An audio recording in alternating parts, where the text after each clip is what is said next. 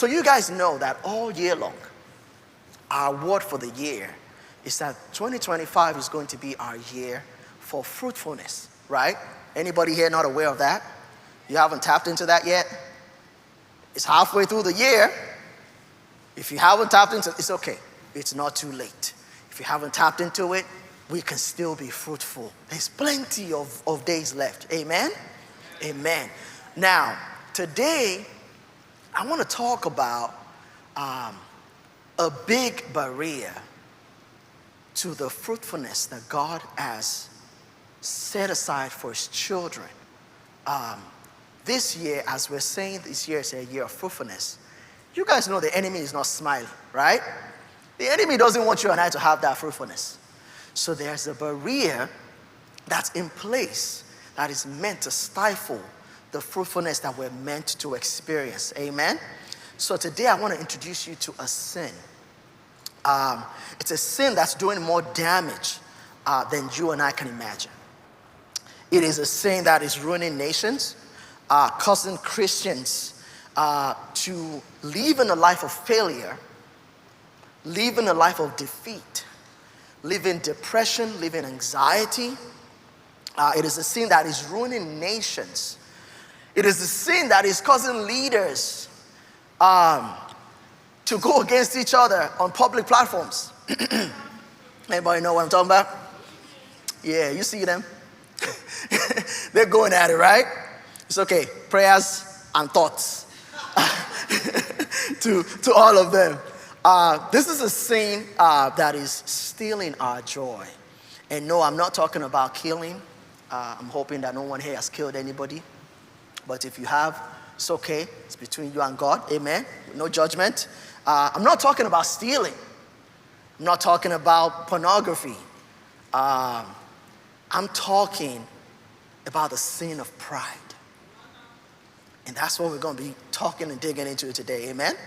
The Bible lets us know in the book of Ezekiel, and for the sake of time, we're not going to dive into it.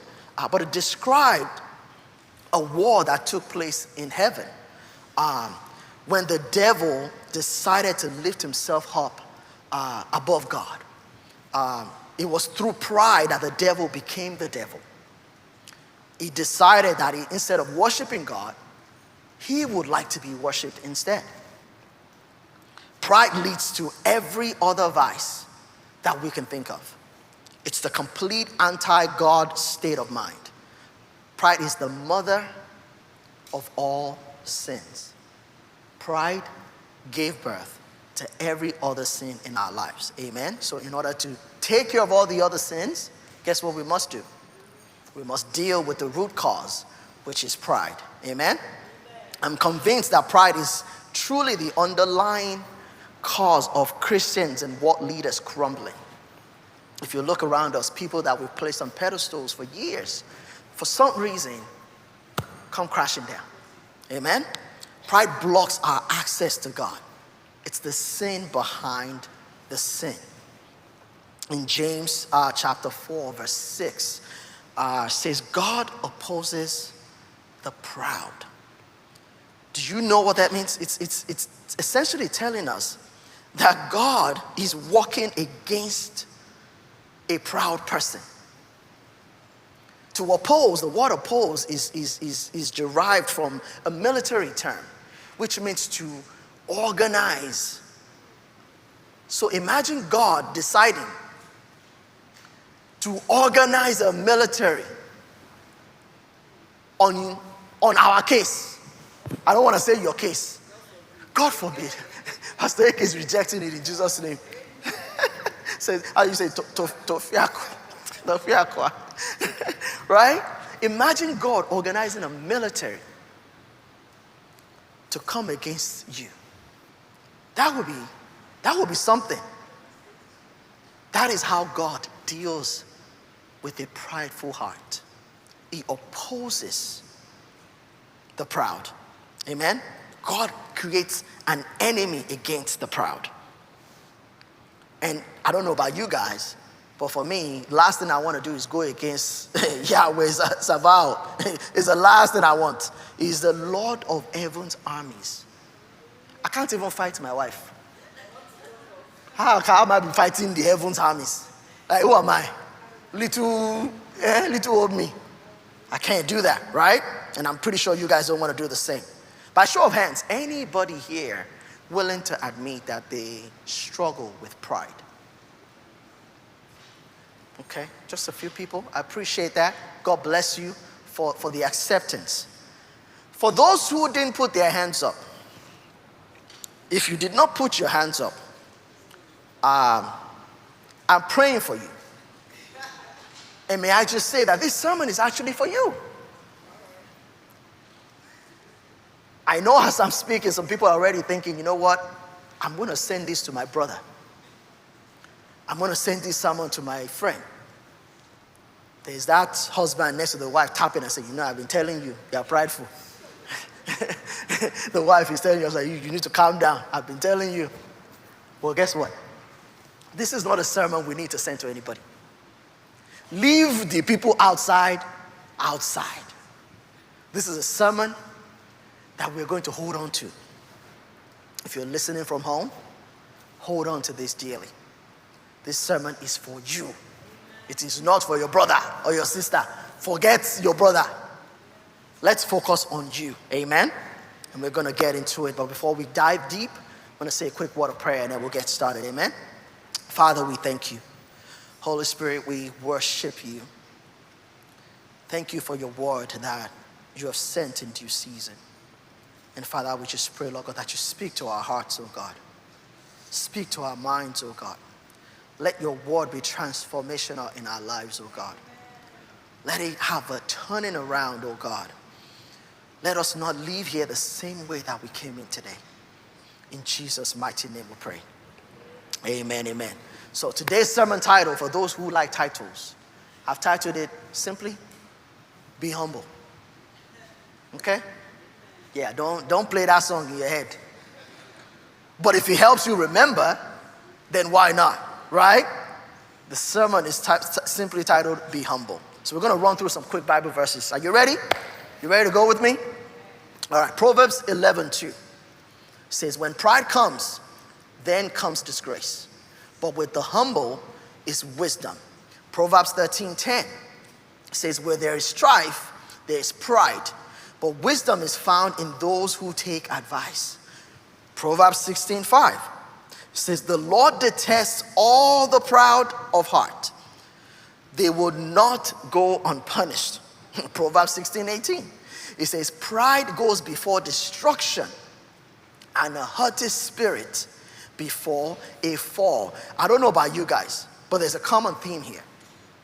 Every time pride shows up, you see things like disgrace. You see things like strife. You see things like destruction. You see unfruitfulness. So it seems to me that it's important that we all address the elephant in the room, the elephant in our hearts, the elephant in our minds, the elephant in our lives, which is pride. Amen? Amen. Tell somebody next to you, tell them, be humble. Give them a holy elbow. Be humble. Want to make sure they're awake. Hallelujah. Hallelujah. I mean, if given a choice, right, would you rather humble yourself or have God humble you?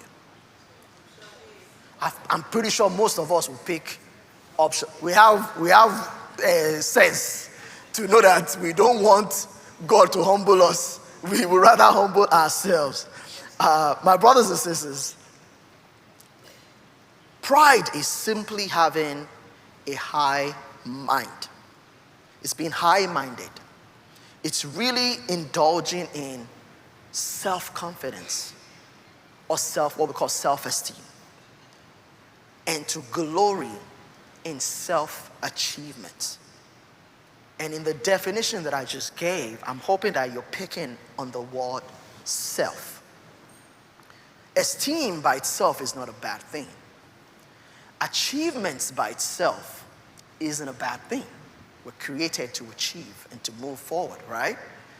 Success in itself is not a bad thing. The problem here is the self part of it.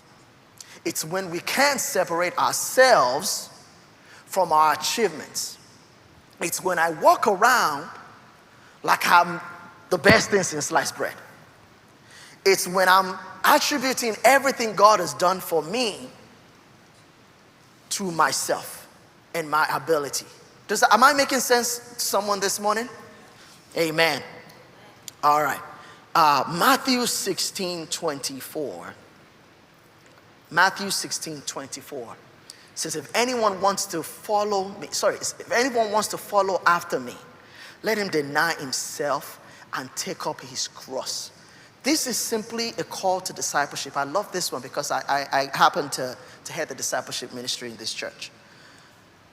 But essentially, this discipleship is really dying to self every single day. Dying to self-confidence. Dying to self-achievements. Understanding that everything that I am, that I will be, comes from God. Amen? A little Bible lesson this morning. I don't know if you guys remember, but in the Garden of Eden, when Satan tempted Eve, it asked Eve to eat the fruit, right? I know when we were growing up, I don't know who taught us this. I don't know if it was Bible, Sunday school, or whatever, but somehow we attributed the fruit to an apple. Is it just me? Or was you guys too? You know, for the longest time, that thing messed me up. I didn't want to touch an apple. Every time an apple was, I'm like, I don't want that fruit that Eve ate. I don't want it. But thank God for understanding, right? But the point I'm trying to make is, it wasn't about the fruit. What the devil presented to Eve was an opportunity for Eve to be like God. That was pride.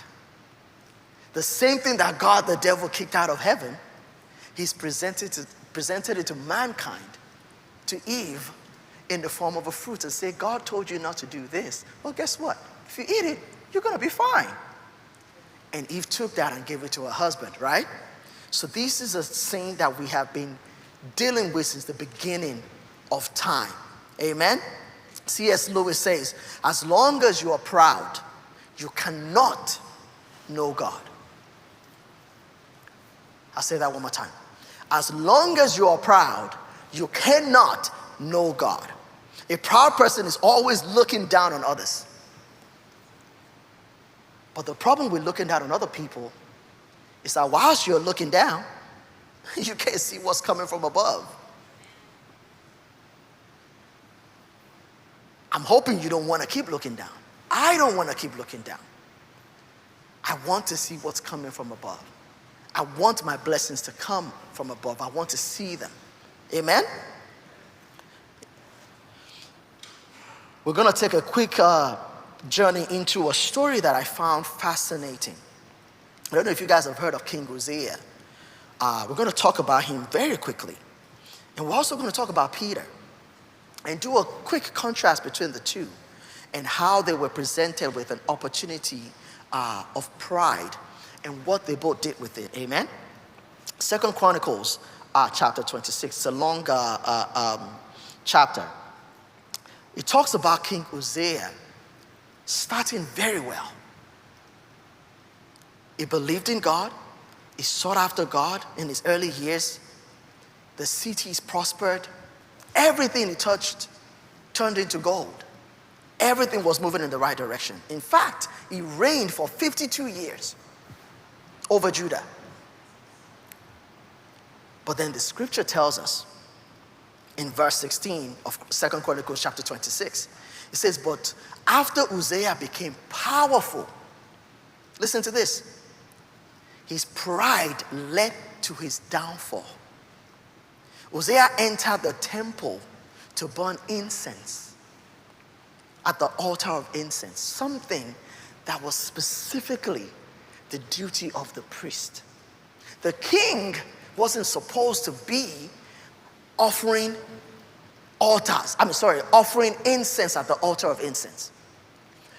In fact, his cabinet tried to prevent him from doing so. But Uzziah wouldn't listen. Hosea thought he was above the law. He thought he was above everything. He thought he was above everyone. In fact, he thought he was above God. But guess what God did? God showed him. Right before he left the tent or left the altar, God struck him with leprosy. And back then, anyone that had leprosy couldn't live with the people. So Hosea got casted out from amongst his own people and then lived the rest of his life in isolation and died in isolation. That is the end of a man, a mighty man, that anyone would look at and say, you know what? This is someone I want to be like. Quick side note. Hosea's name actually means Yahweh is my strength. So for someone who Yahweh is supposed to be his strength, pride still stripped him away from the strength and favor of God. I say that to someone today.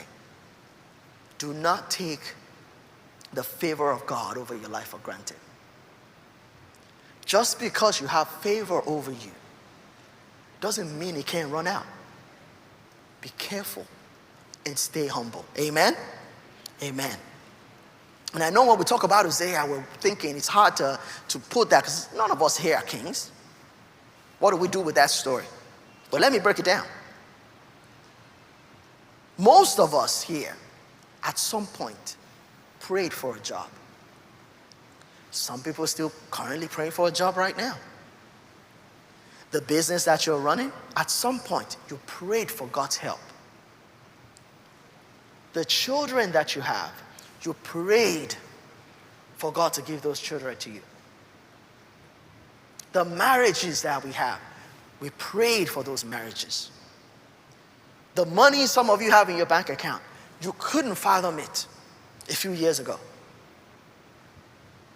So how is it that when God begins to bless us, when God begins to answer our prayers, when God begins to give us the things we ask for, we act like Hosea. And we forget very quickly where we're coming from. We forget the days when we were crying alone in our bedrooms, asking for God's help. We start to make excuses. We can't serve in the church anymore. We go from someone who is a servant leader to someone who just attends church every Sunday. And we're just chilling, letting things slide. Be careful not to be like Hosea. Tell someone next to you, be humble. Be humble. And let's look at Peter real quick. Luke chapter 22 from verses 31 to 34 describes an interaction that took place between Peter and Jesus. Peter was full of zeal and told Jesus, even if everyone else falls away, I will never. This is after Jesus told him what was coming. His confidence sounded noble. Sounds like you and I. We don't mean to harm anyone. We don't mean to make the wrong choices.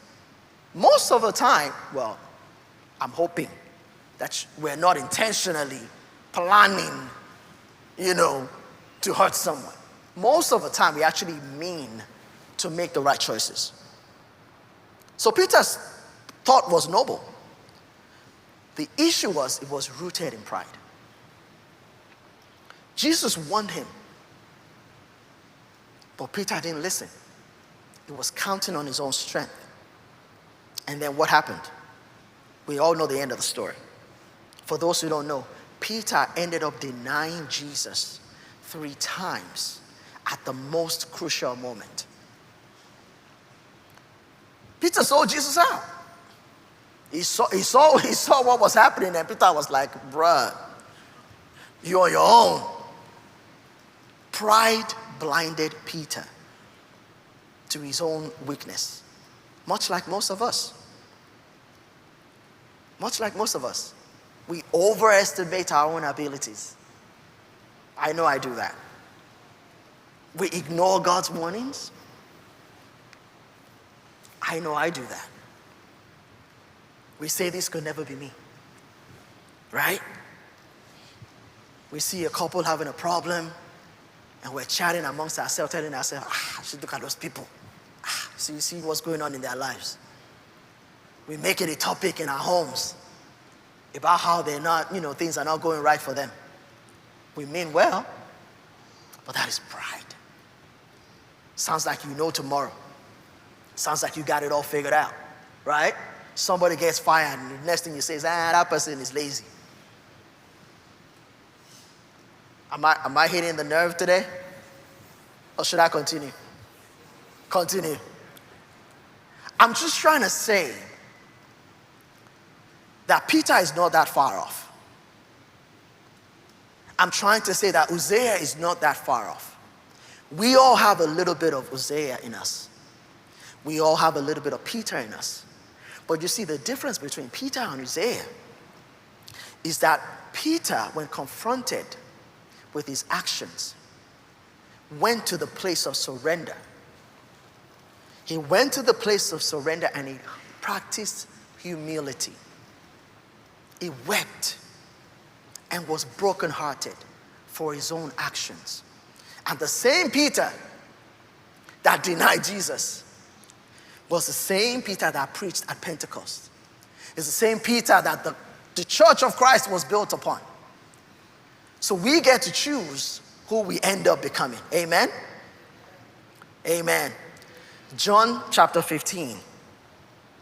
Jesus lets us know that apart from me, you cannot do anything. Not some things, anything, including waking up in the morning, including brushing your teeth, including picking up the phone, including drinking water. Apart from me, you can do nothing. The sooner we start realizing that apart from Jesus, we can't do anything, even the mundane tasks, that is when we start to put pride away. Amen? We need to stop taking credit for what God is doing. Some of us, we know our story. Some of you guys here, we know your story. We know how far God has brought you. What happened to telling your story the way that it actually happened? So that people can actually benefit from that. God is giving you a testimony for a reason. So that you can encourage other people. So that it can bless other people. And keep them from falling over. But no, we've decided to take credit for what God is doing. Every time somebody says, I like your car. I like your house. That's a moment we're missing. That's our moment to point it back to God. That's our moment to share the testimony of how the house came about. How last minute you almost wasn't able to afford it, but somehow God provided. That's a plug for Jesus. Never miss a plug for Jesus. Amen? Amen. The Bible talks about fruits. The fruits of the Spirit. And some people here are familiar. The fruits of the Spirit are love, peace, patience, kindness, self-control. These fruits cannot grow in a prideful soil. God's fruits that we're supposed to produce, talking about the fruitfulness, right? That is year 2025 for most of us, cannot grow in a prideful soil. I hope you understand when I say soil, the soil really is us. So we need to deal with this. Think of a fruit tree. Forget fruit tree, shrubs in your house. I don't know if you guys ever done any kind of maintenance work or construction work. If you accidentally cut the irrigation pipes that is supposed to feed the shrubs water, notice it's not the same day you cut the pipes that the trees start to die. Most times that tree still looks green, months even It's still staying green. Some of them are strong enough to be there for a year, maybe 2 years. Stays green. But one day, one day, it's going to show you signs. It starts to turn yellow.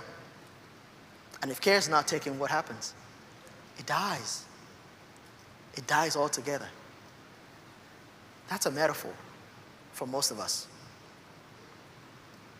Some of us have been cut off from the water source. But we're still showing up. We're still moving. We still got our makeup on. We still have our fine clothes on. So nobody can see that we've been cut off from the source. One day, the signs will begin to show that you've been cut off from the source. My prayer for every single person under the sound of my voice is that you never be cut off from the source of water. Your water is the living water that is provided by God himself. He's the only one that can give you that. Amen? Amen. So I know most of us are thinking, okay, I can agree. We all have a problem with pride. So what do we do? Right? What do we do? How do we begin to tackle this? First thing, for my note takers, daily dependence on God. Proverbs 3, verses 5 to 6 says, trust in the Lord with all your heart and lean not on your own understanding. In all your ways submit to him, and he will make your paths straight. Start your day with God. Put the phone down from the moment you wake up. Most of us start our days and the first thing we reach out for is a phone. You and I know what's on the phone. It's not going anywhere. The problems, the issues, the work, it'll still be there. Endeavor to start your day with God. Thank God for waking you up. Tell God, I need you today. I need you over my home. I need you over my children. I need you over my wife. I need you over my business, my job, my cantankerous boss. I need you. Start your day with a daily dependence on God. Amen? And for some of us, just tap into the morning prayer that we have at NCH. For years now, we've been doing morning prayer from Monday through Friday, right? Now we've even extended it to Saturdays. It's no excuse. You don't even have to lead the prayer. You're just praying along amongst other believers. Let's change that routine. Amen? Number 2, practice gratitude. Acknowledge God as your source. James 1:17 says, every good and perfect gift is from God. Every good and perfect gift is from God. So everything you have, everything you are, is from God. How dare us not thank God daily? Practice thanking God daily. Amen? No need to dwell on that one. Number 3, serve others intentionally. Philippians 2, verses 3 to 4 says, do nothing out of selfish ambition. Rather, in humility, value others above yourselves. Some of us, one tiny supervisor role at work, we will just bugai everybody. One managerial role, hey, you're finishing all your enemies. Let them not make you director level. Oh, it's finished. Let them not make you like a VP or SVP. In fact, we won't see anybody in church anymore. But you get the picture I'm painting. This doesn't just apply to church. When we say serve, I think most people default to church, right? Service. But can I just say that we're serving anywhere we find ourselves? As a business owner, I am serving my customers. I am serving everyone that works for me. It is my job to make sure that they're taken care of, not just financially or contractually, but their well-being. If you are in a position of power in the organization you work for, it is your duty to make sure that everyone that comes across you has a good day, not to make their lives miserable. How quickly we forget when we were coming up and you had that boss that just made your life miserable. You know you can work for a horrible organization, but have the best time because your boss is just a wonderful person. And everybody's complaining about the company and you're like, I'm having a great time because my boss is wonderful. And the reverse could be the case too. You could work for the best company in the world, but if the person you report to is a knucklehead, good luck, right?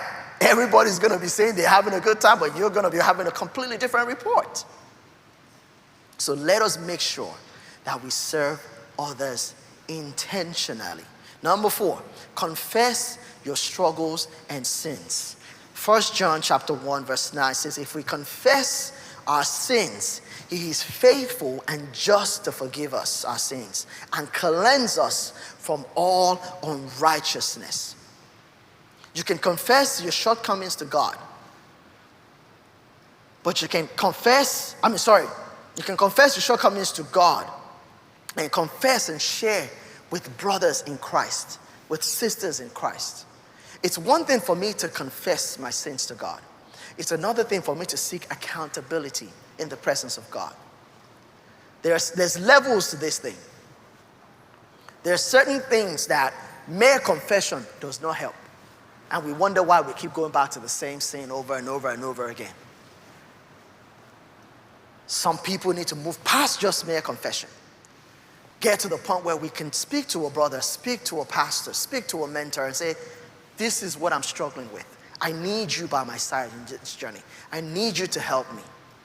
Am I making sense? Is this making sense to somebody? Amen. And the last one, remember Jesus' example. Matthew 11:29.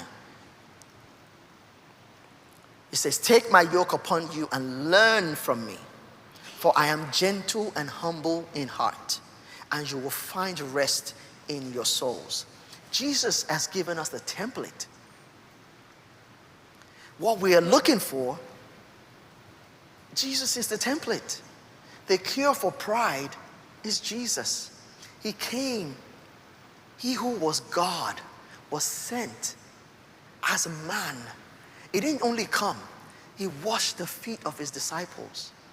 And no one's asking you to go and get water and soap and be washing feet physically. Although if you can, feel free. But when we say wash feet, you know what that means. It means lay yourself down. Help the people that are below you. Mentor other people.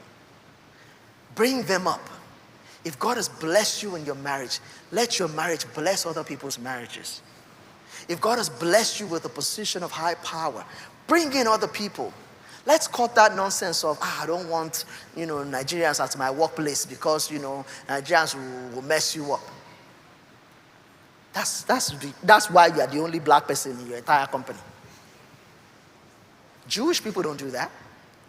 And I know what you're thinking. People can be funny. But just because you help somebody and they mess up doesn't mean everybody else will mess up. Why are we boxing ourselves?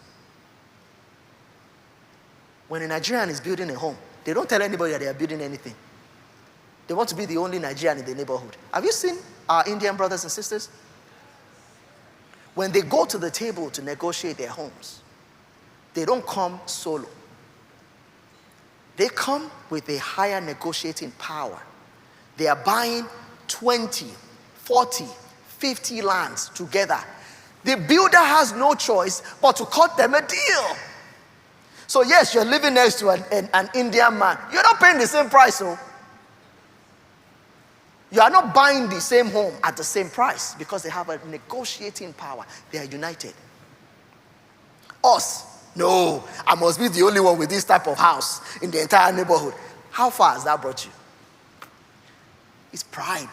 It's so that people can come and be like, Pastor Sanmi, this is wonderful. This is beautiful. I've never seen this before. That's pride, isn't it? Most of us coming from where we're from, you know where we are from.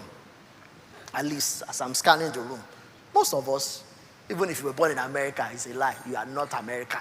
You have Nigerian or African, Ghanaian, Cameroonian origin somewhere in Africa.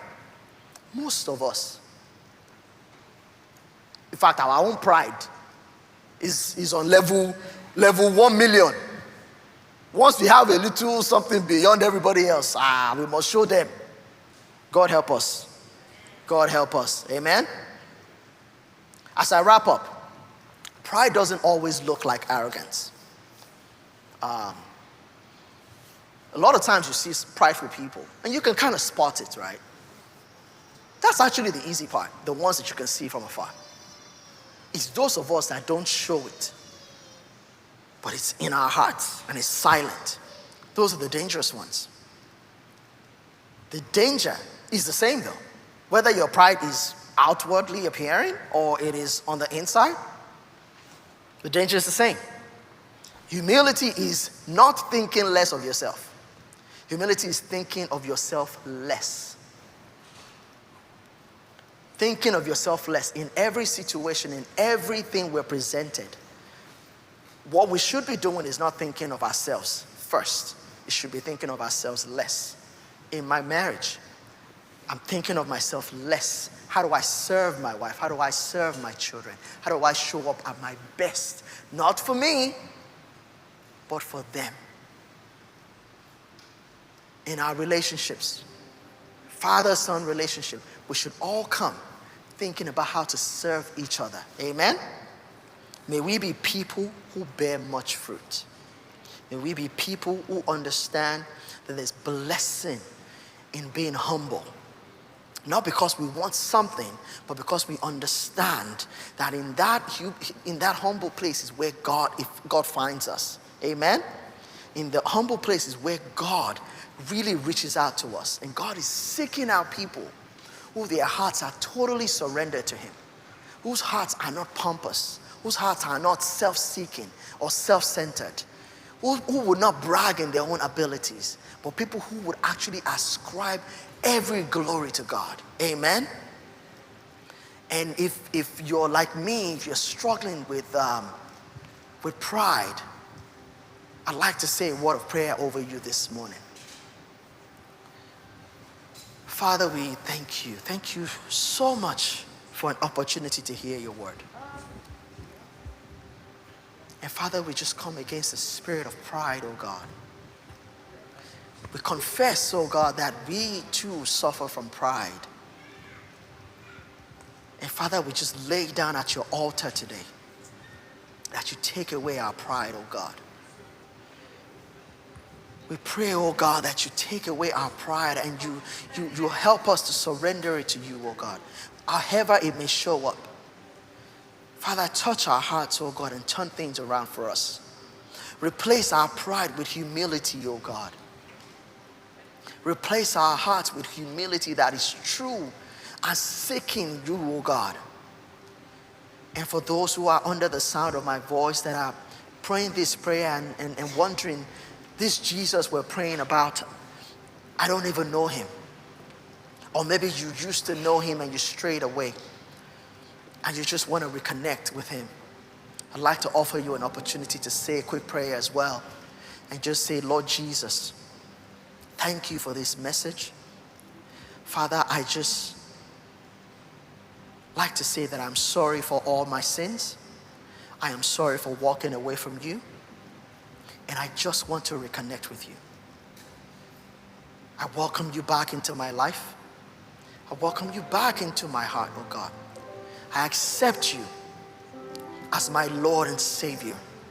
And that from today onward, oh God, you will lead me in every way. In Jesus' mighty name we pray.